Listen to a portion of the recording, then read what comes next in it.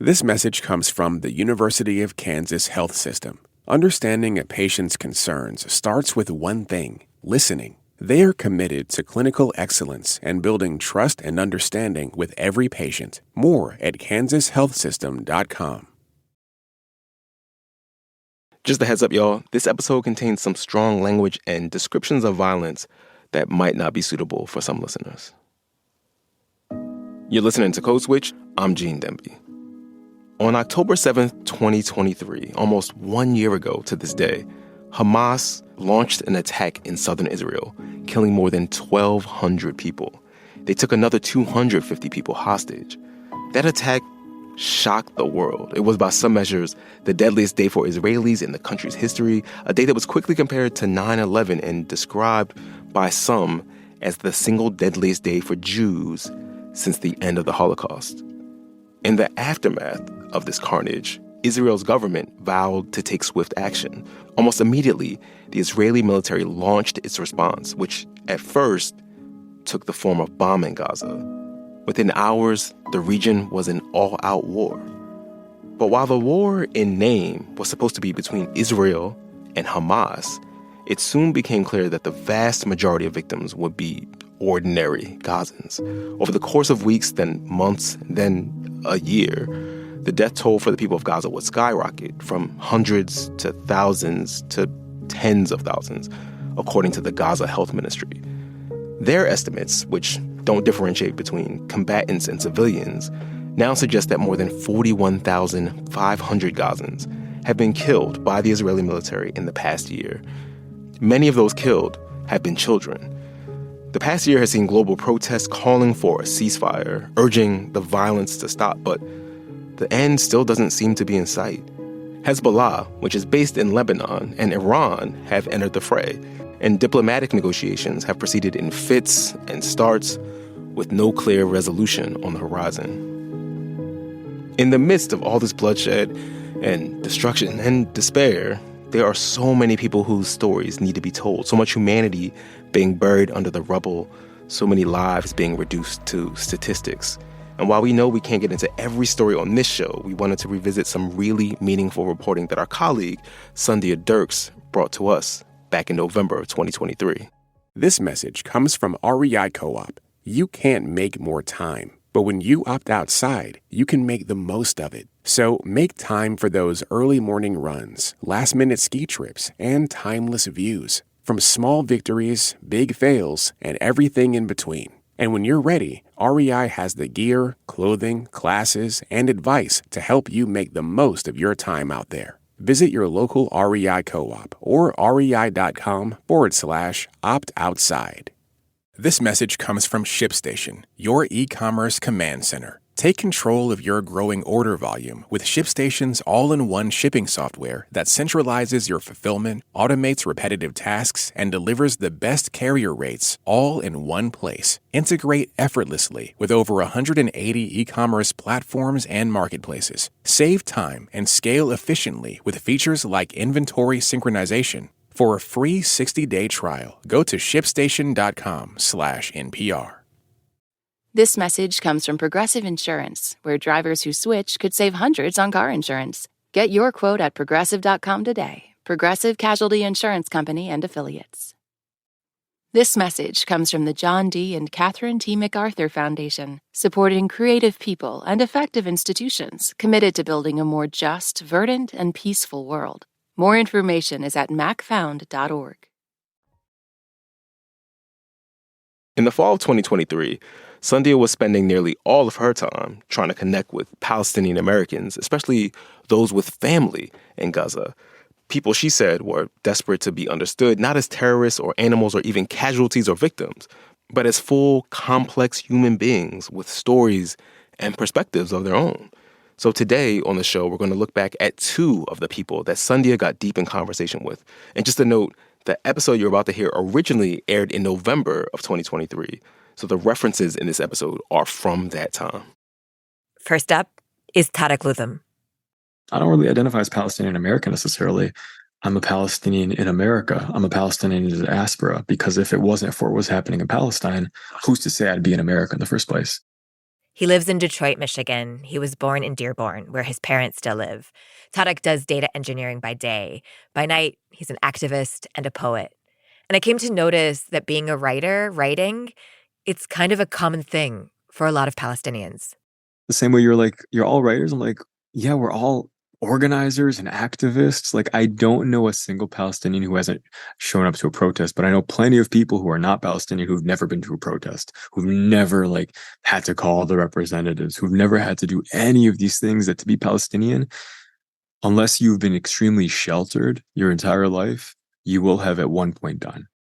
Tariq says that's because just being Palestinian in the world causes controversy.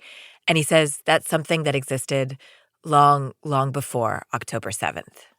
For example, in 2020, a bunch of mostly Palestinian American writers, like Tariq, decided to get together. And this was during the pandemic lockdown, so they did that virtually. And they convened this conference, Palestine Writes. Get it? Palestine Writes, like WRITES, but also writes like RIGHTS. I ain't gonna lie. I didn't really get it at first. I realized that when I wrote it down for the script. Anyway. We had people trying to like, Zoom bomb.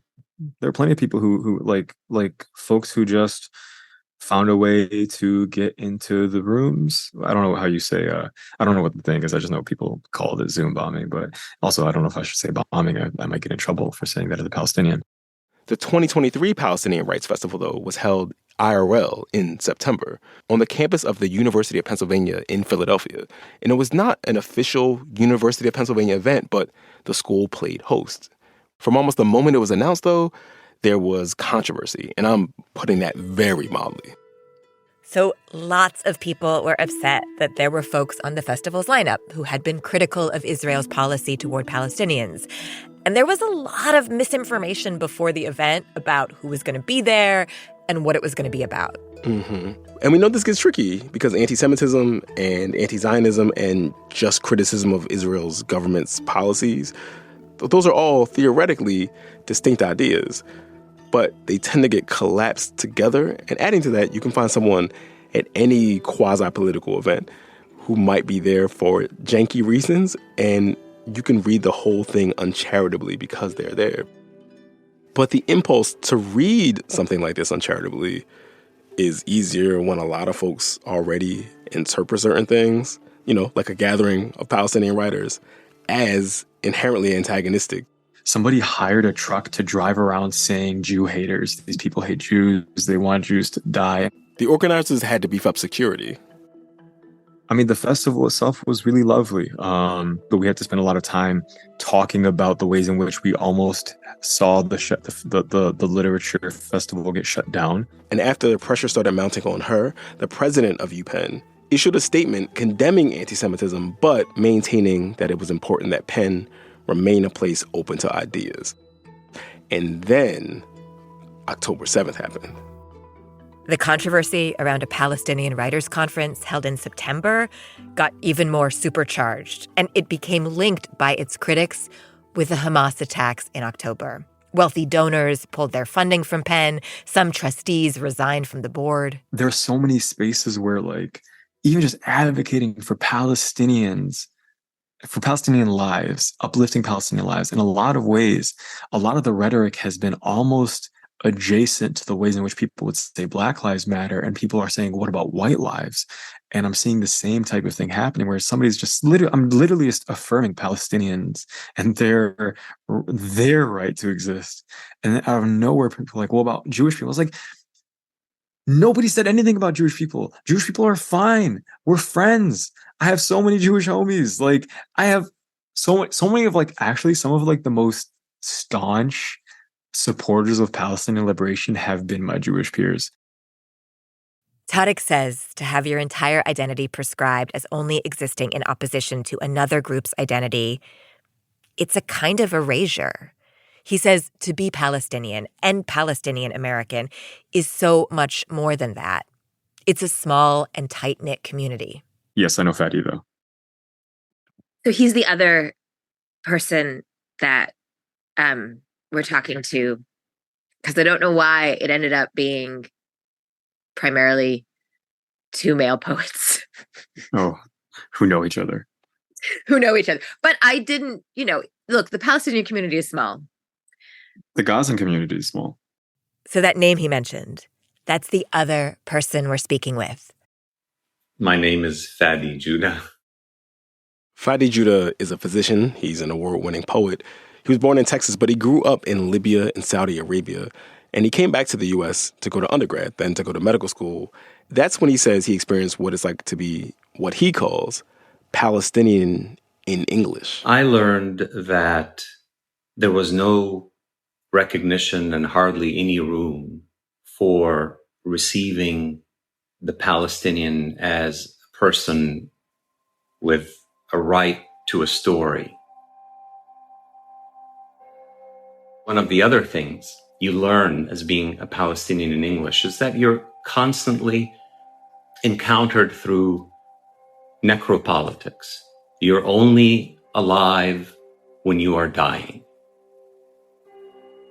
And then in the last 20 years, when I, as a Palestinian, see the siege of Gaza and the multiple wars on Gaza, Israeli wars on Gaza, and the language around it, or the absence of language around it, you start to believe that erasure is not a joke nor a poetic feeling here.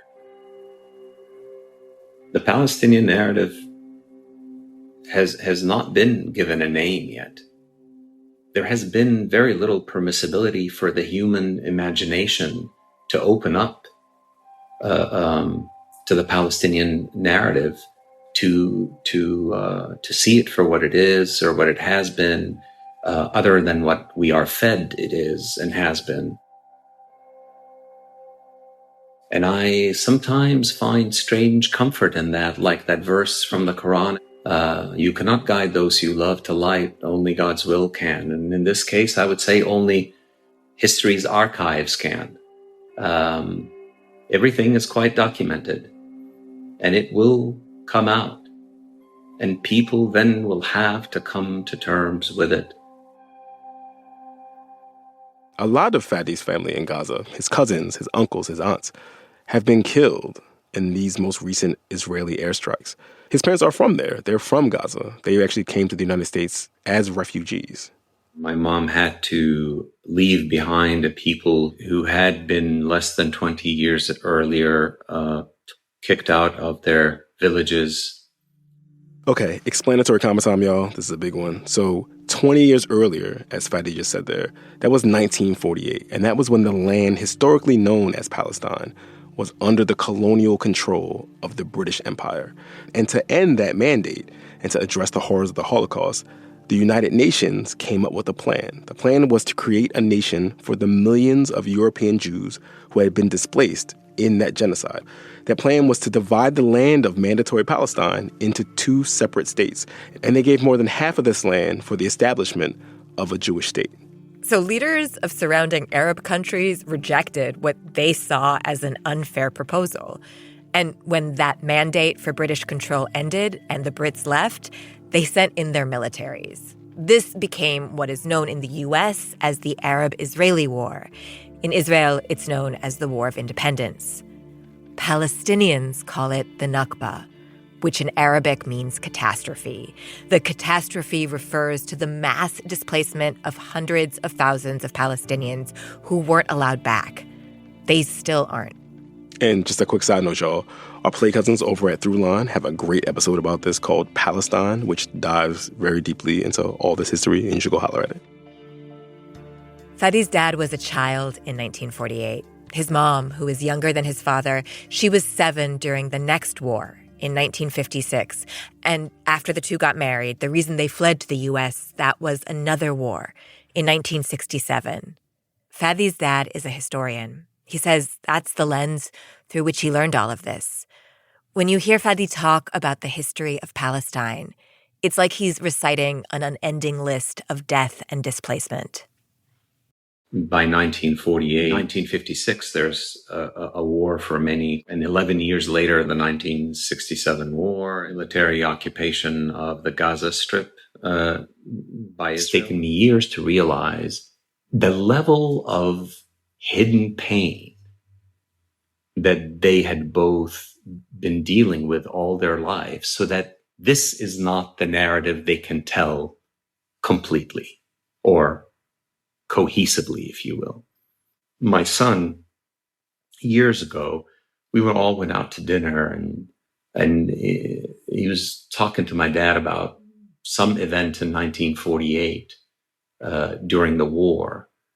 And my dad mentioned in the story a dead body. And so he asked him, was this the first time you've seen a dead body? And my dad said, I think so. But, I remember my young sister who died, as a young child from illness, but I didn't see her dead, but I remember her eyes, etc. And when he turned to my mom, she avoided the question altogether.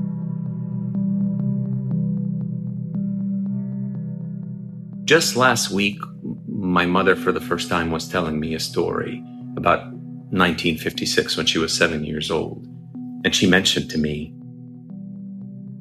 how she was walking with her mom, who suddenly told her, grabbed her firmly by the hand and told her, don't look behind you.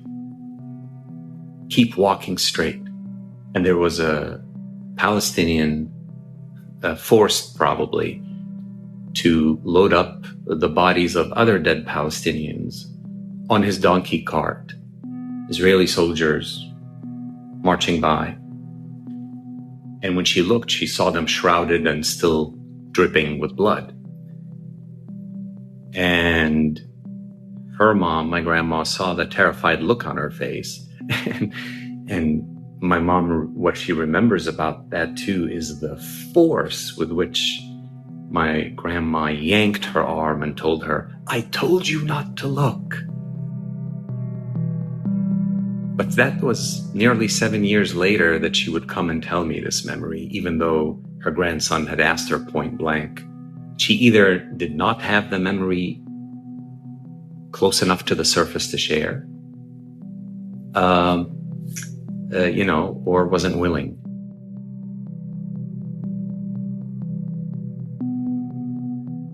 Right now in Gaza and in the West Bank, there's another massive historical trauma unfolding.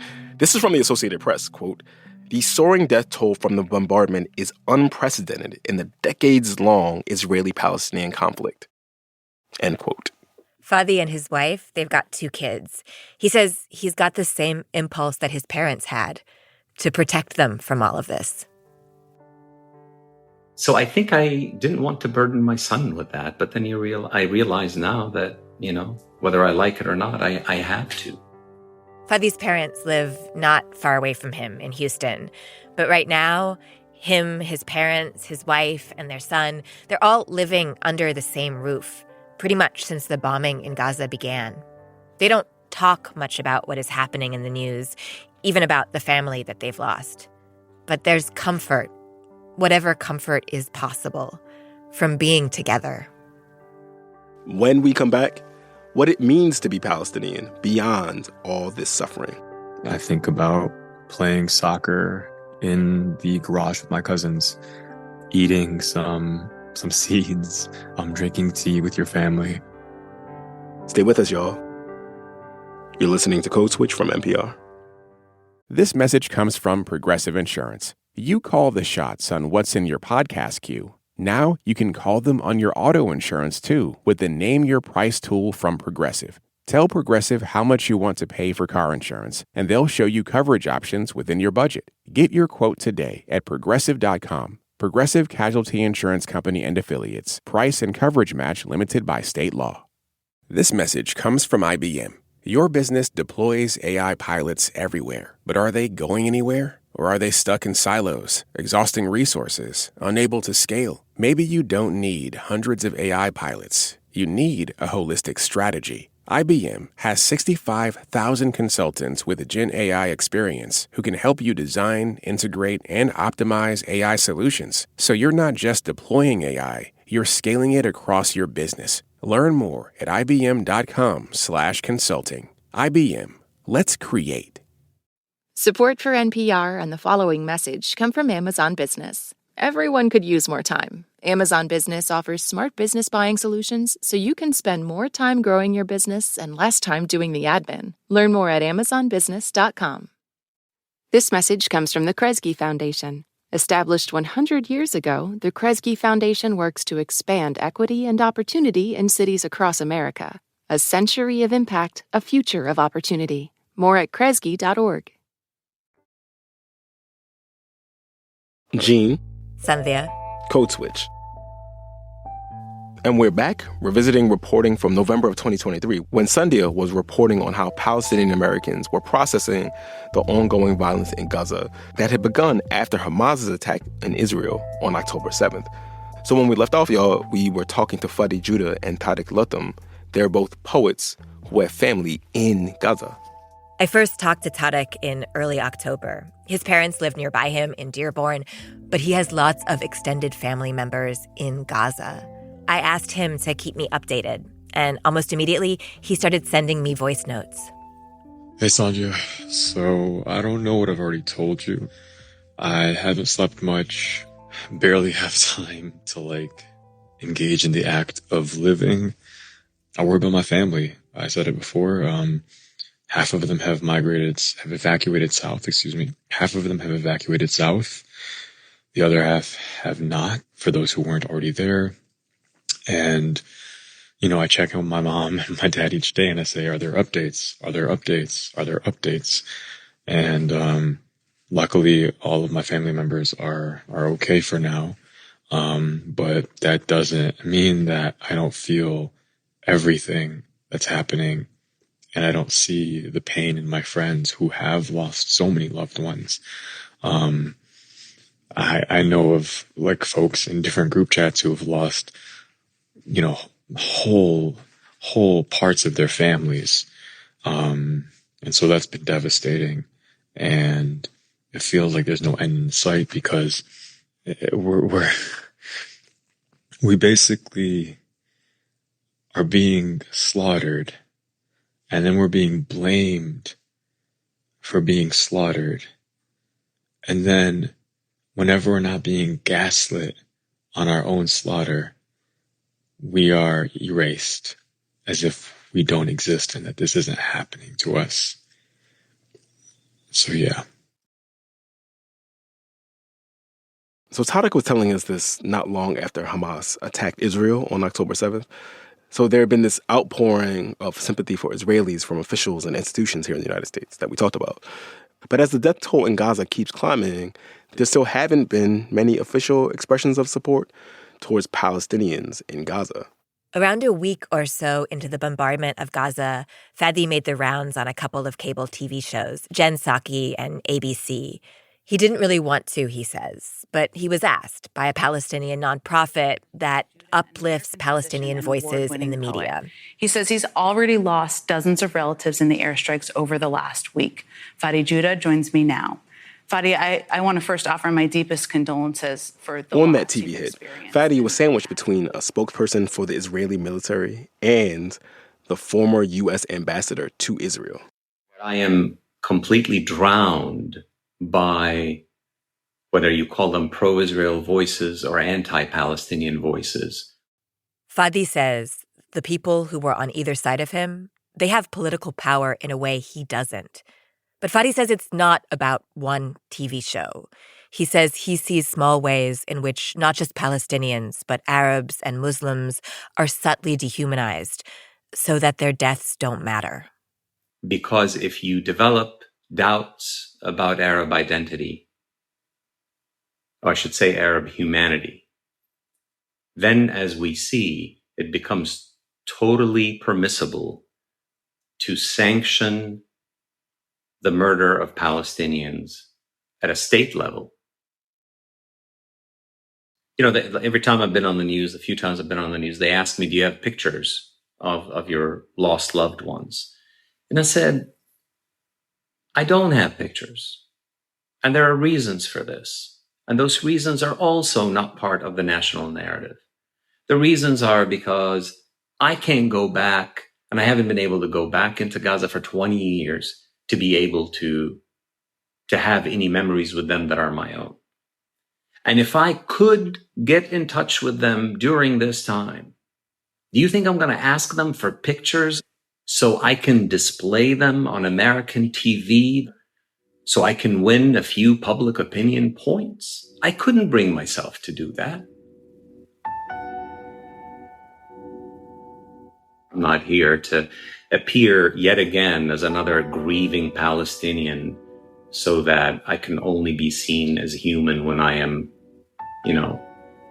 on my knees. Fady says they only want him to perform his pain. But the moment he tries to talk about the reasons and the systems that cause that pain, he says they aren't interested. So it is difficult to join the media knowing that I am sort of like brought up from drowning, and then I am able to breathe air, which is to say, speak. And then I'm not pushed down, I'm just let go. And I drown again.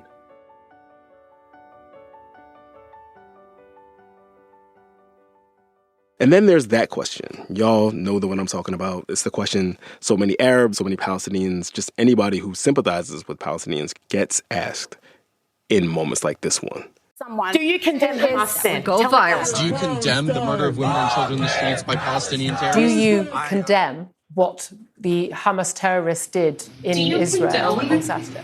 What Hamas has done, chopping off babies' heads, Do you burning children condemn alive, raping the women terrorist massacre of innocent men, women and children in Israel on Saturday? Yes or no? It's not a yes or a no. It is. Why won't you come out and condemn a terrorist organisation? Why won't you condemn all violence? Why won't you equivocate and say that Palestinian lives matter? Underneath that question is obviously this presumption, whether it's intended or not, that you're guilty by association and you're guilty until you declare otherwise. I've been asked so many times that I almost no longer recognize the question because the question is actually disinterested in me. The question is only interested in me when it I say in quotation mark, feels that I need to be threatened. The question is so pervasive that there is no possible argument around it. It feels like constantly an interrogation of one's humanity or a justification for oppression. We so often talk about Palestinian identity only in relation to this ongoing conflict. So I wanted to ask Tariq. What is a Palestinian identity outside of all of that? Oh, that's such a nice question.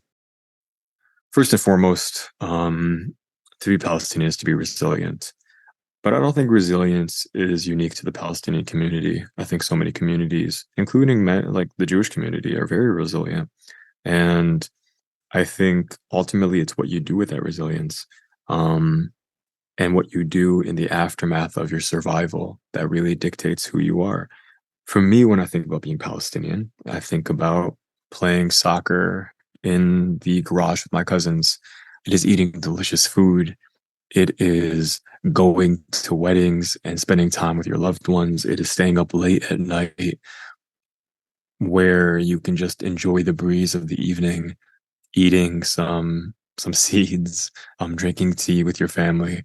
I think to be Palestinian is to be communal, like many communities. What's really weird is we've become exceptional because of the violence that has been brought upon us, right? To be Palestinian is imbued with a type of charge that I don't think would exist if it wasn't for the violence that we're faced with. As soon as I said, we go to weddings, I kept thinking of all the weddings that have been bombed. I keep thinking of all like the fiancés mourning the person they were about to marry just 2 days later, or were shot at a border on the way to their wedding.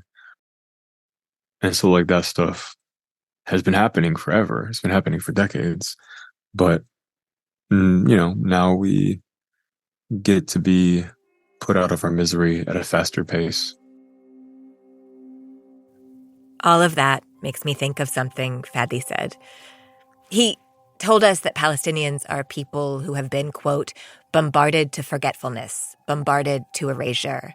Being displaced, being bombed, he says, a person doesn't just lose people and homes and land. They lose photo albums and children's drawings, like all this ephemera that makes up a life. It's another way in which Palestinians are denied their right to a story, Fady says. But the part he said that stood out to me is that even when physical objects are destroyed, you still have people. I've gotten to enjoy how memory lives on in my parents and how it returns as if it is a living thing. A trip that my dad took us, me and my older brother, to the town where we come from, Ashdod or Ashdod, which is now in Israel. And he took us to where the village was. And it was a remarkable experience to see, your father animated, complete paradox to the reality erased on the ground. He was walking the ghostly spaces as if they were all there. And I'm sitting there as a child, completely baffled at his joy. The child in him had become alive again, had transported himself back to when he was whole.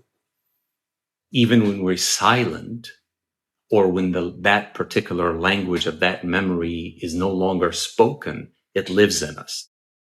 Which I would, if you would allow me, away from the language of the multi-generational trauma, I would like to think of the language of the mystic in each of us.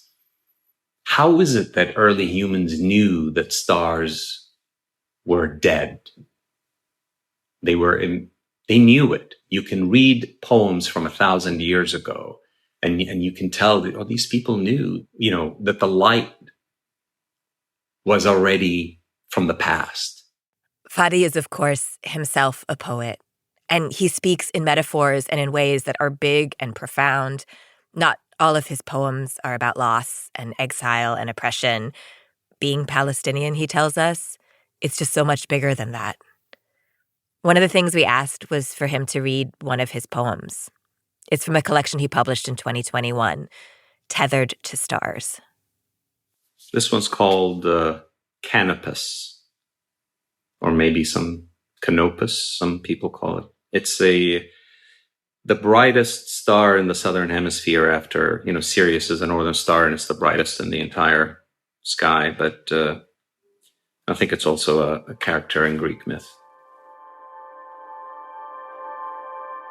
Be an owl. Not even a sunflower turns its head 270 degrees.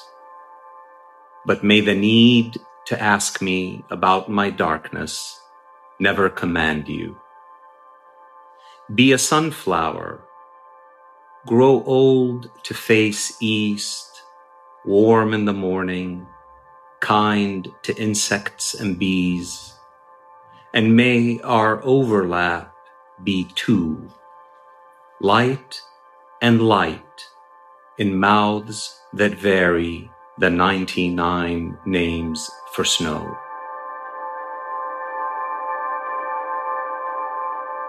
I want to say there's a beautiful saying which will be the title of my memoir.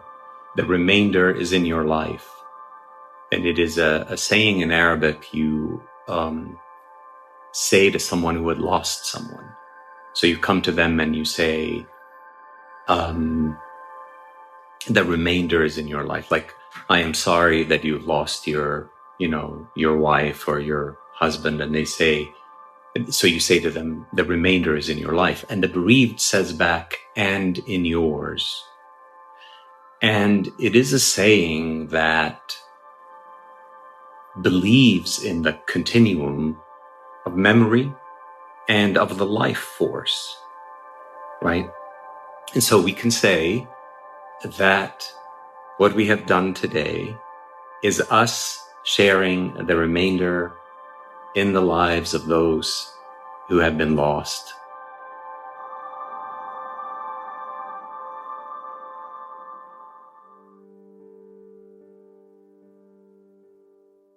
All right, y'all. That's our show. You should follow us on Instagram at NPR Code Switch, all one word. If email is more your jam, ours is codeswitch@npr.org. Subscribe to the podcast on the NPR app or wherever you get your podcasts, and you can sign up for our newsletter at npr.org/Code Switch newsletter. And we just wanted to give some love to our Code Switch Plus listeners. We appreciate y'all. We thank you for being subscribers. When you subscribe to Code Switch Plus, it means you get to listen to all of our episodes with no sponsor breaks. And it helps support our show. So if you rock with us, if you like our work, please consider signing up at plus.npr.org/codeswitch. This episode was produced by Xavier Lopez with help from Jess Kung. It was edited by Dalia Mortada with help from Leah Donnella, and the updated version was produced by Christina Kala and edited by Leah Donnella. Our engineer was Josephine Nianai and Gilly Moon. Special thanks to Tony Kevin, Steve Drummond, Jerry Holmes, Larry Capello, Keith Woods, and Ahmad Omar. And special thanks to Cameron Frazier for original music used in this episode. And we will be remiss if we did not shout out the rest of the Code Switch Massive. That's Courtney Stein, Verilyn Williams, Lori Lizarraga, B.A. Parker, and Jasmine Romero. I'm Cynthia Dirks. I'm Gene Demby. Be easy, y'all.